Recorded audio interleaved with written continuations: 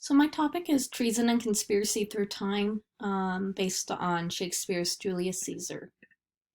And my original question was, how has treason changed through time, and how has that affected how audiences viewed Shakespeare's Julius Caesar?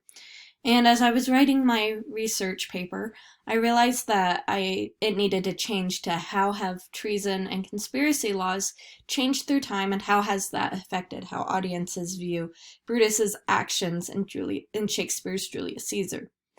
From that, I got my thesis statement, which says treason and conspiracy laws have broadened and narrowed throughout time, which has changed audiences' understandings of Brutus's actions.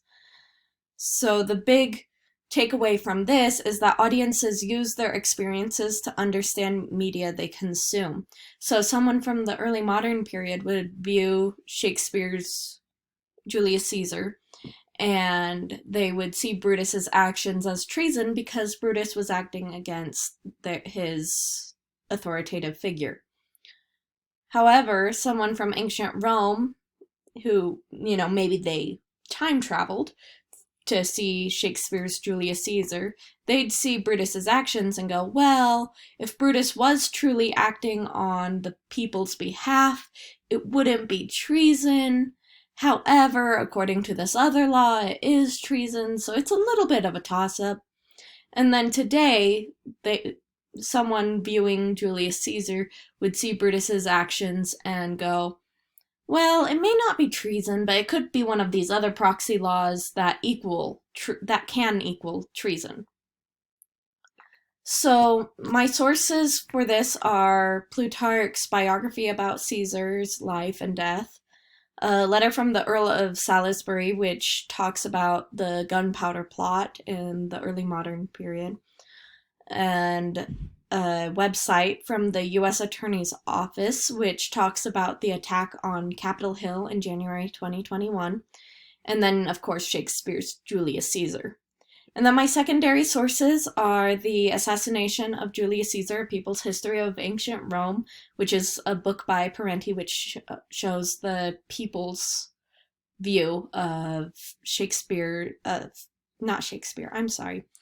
of Julius Caesar and his death and his life. The next one is, are the conspirators perjurers or murderers, Shakespeare's Julius Caesar and the Roman Justicium? I know I butchered that, I'm sorry. And that's by Peloso, and he goes into more of what ancient Roman law was. And then the next source is The Gunpowder Plot, What is the History Behind Bonfire Night? And that is from a British museum, and it just goes into what the gunpowder plot is and who was behind it and why and all of that good stuff. And then the next one is From Treason to Homicide, Changing Perceptions of the Law of Petty Treason in Early Modern England by Lockwood. This just goes into what treason was back in the early modern period, giving a little bit of historical background. And then the last one is by Snyder. It's called Reviving the Treason Charge, and that goes into why people are not charged with treason today and rather charged with conspiracy or espionage or something like that, rather than treason.